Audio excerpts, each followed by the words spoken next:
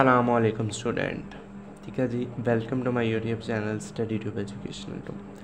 अच्छा जी स्टूडेंट, आज हमने उर्दू की पहले तो हमने मरकबात पढ़े थे और जुमला हरफ की इक़साम, यानी हमने ग्रामर के हिसाब से थोड़ा सा काम किया था।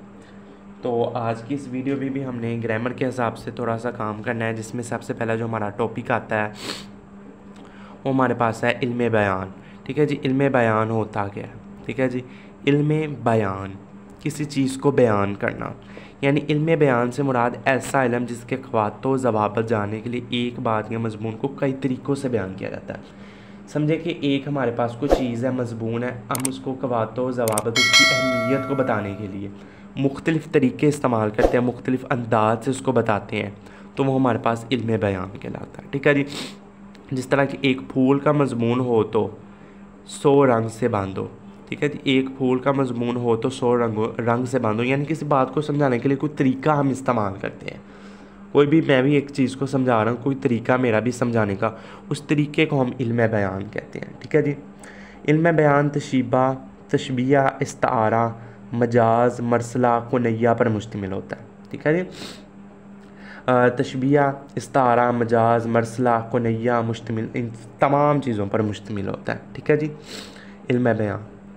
तो इल्मे बयान भी एक मतलब फिर बता देते हैं, इल्मे बयान ऐसी चीज़ को कहते हैं, ऐसे इल्म को कहते हैं कि जिसकी अहमियत को जानने के लिए, किसी की क़वात व ज़वाबित जानने के लिए, किसी उसको कई तरीक़ों से हम बयान करें, एक ही बात को या मज़मून को कई तरीक़ों से बयान करें। ठीक है ना, जिस तरह के मैथ के क्वेश्चन होते हैं तो वो क्वेश्चन तो एक ही होता है, उनको बयान करने के, उनको हल करने के कई मेथड होते हैं, कई तरीके होते हैं, इन्हें हम कहते हैं इल्मे बयान। ठीक है जी, इल्मे बयान। तशबीहा, अब सबसे पहले हम तशबीहा पढ़ेंगे। तशबीहा क्या होता है? जो तशबीहा होता है ना, इससे लफ्ज़ से पता चल जाता है कि ये अरबी ज़ुबान का लफ्ज़ है।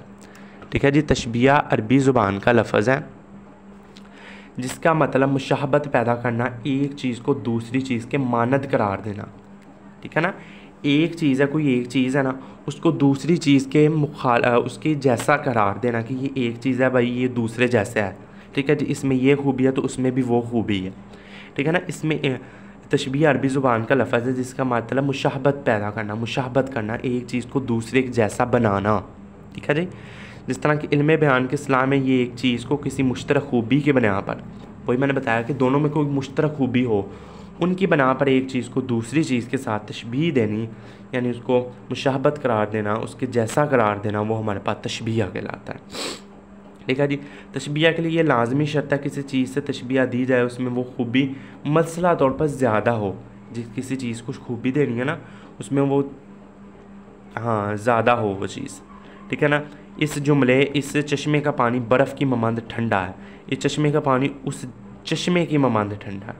ठीक है ना, यह तशबीह है कि इस चश्मे का पानी बर्फ़ की मामांद ठंडा है। एक चश्मा का पानी है और एक बर्फ़ की है। अब पानी को हमने बर्फ़ की मामांद करार दे दिया कि जो पानी है वो बर्फ़ की तरह कितना ठंडा है, तो ये हमने एक चीज़ को दूसरी चीज़ की तशबीह दे दी। जिस तरह शाज़िया फूल की मामांद है, अब शाज़िया और फूल को आपस में मामांद कर दिया हमने। अब शाज़िया नहीद की मामांद है, शाज़िया और नहीद को आपस में हमने मामांद करार दे दिया, हम इसे कहते हैं कि तशबीह है ये। ठीक है जी, तशबीह हमारे पास अरबी ज़ुबान का लफ्ज़ होता है, जिसका मुशाबत, जिसका मतलब होता है मुशाबत, यानी एक चीज़ को दूसरी चीज़ पर मुशाबत करार देना, एक जैसा करार देना, उनकी मुश्तरक खूबी के बिना पर। और इल्मे बयान होता है किसी चीज़ के को बयान करने के लिए एक ही मज़मून को कई तरीक़ों से बयान करने को हम इल्मे बयान कहते हैं। ठीक है जी, आज हमने इल्मे बयान और हमारे पास तशबीह पढ़ा, कल को हम अरकान तशबीह पढ़ेंगे। तो इस वीडियो में इतना ही, अगली वीडियो में मुलाकात होगी। अल्लाह हाफ़िज़।